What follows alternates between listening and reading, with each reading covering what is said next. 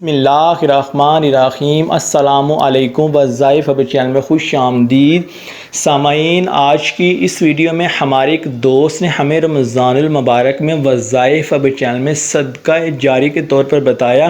اس بھائی کا کہنا ہے کہ میری ایک چھوٹی سی کرانے کی دکان تھی، میری جو ڈیلی کی جو سیل تھی وہ 300-400 روپیہ تھی، اور میں ایک کرائے کے مکان میں رہتا تھا، اور گھر کا خرچہ پورا کرنا اور مکان کا کرایہ دینا میرے لیے بہت ہی مشکل تھا۔ تو اس بھائی کا کہنا ہے کہ میرے پاس اتنے زیادہ وسائل نہیں تھے کہ میں ایک بڑی دکان ڈال سکوں۔ تو اس بھائی کا کہنا ہے کہ میرے ایک دوست نے مجھے سورۃ کوثر کا یہ 3 دن کا وظیفہ بتایا۔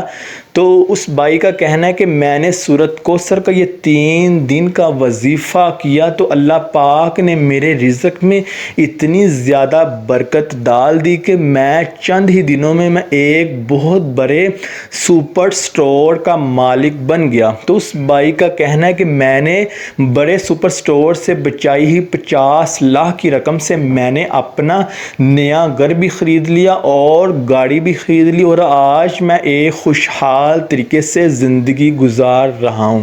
تو اس بھائی کا کہنا ہے کہ آپ سورۃ کوثر کے یہ 3 دن کا وظیفہ دوسرے مسلمان بہن بھائیوں کو بتائیں جو کہ رزق کی تنگ دستی کی وجہ سے پریشان ہے، وہ بھی سورۃ کوثر کا یہ 3 دن کا وظیفہ کر کے اپنی زندگی کو خوشحال طریقے سے گزار سکیں۔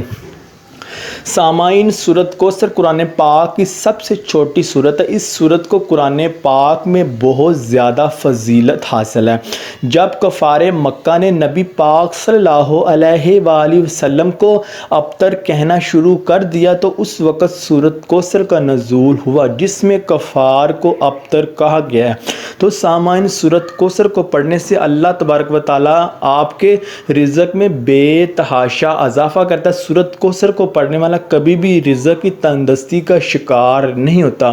تو سامعین، آپ نے رمضان مبارک میں سورۃ کوثر کا یہ 3 دن کا وظیفہ کچھ اس طرح سے کرنا ہے۔ آپ نے سورۃ کوثر کا وظیفہ 3 دن عصر کی نماز کے بعد آپ نے 11 بار اول آخر درود پاک کو پڑھنا ہے، اور درمیان میں آپ نے 129 بار آپ نے سورۃ کوثر کو پڑھنا ہے۔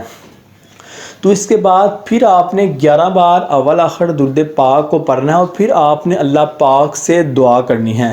ہم آپ کو ایک دفعہ پھر بتا دیں کہ آپ نے رمضان المبارک میں 3 دن آپ نے عصر کی نماز کے بعد آپ نے 11 بار اول آخر درود پاک کو پڑھنا ہے، اور درمیان میں آپ نے 129 بار آپ نے سورۃ کوثر کو پڑھنا ہے، اور پھر آپ نے 11 بار اول آخر درود پاک کو پڑھنا ہے، اور پھر آپ نے اللہ پاک سے دعا مانگنی ہے۔ تو انشاءاللہ سورۃ کوثر کو پڑھنے سے اللہ تبارک و تعالیٰ آپ کے رزق میں بے تحاشا اضافہ کرے گا۔ اللہ پاک آپ کو غیب کے خزانوں سے رزق عطا کرے گا کہ جہاں سے آپ کا گمان بھی نہیں تھا۔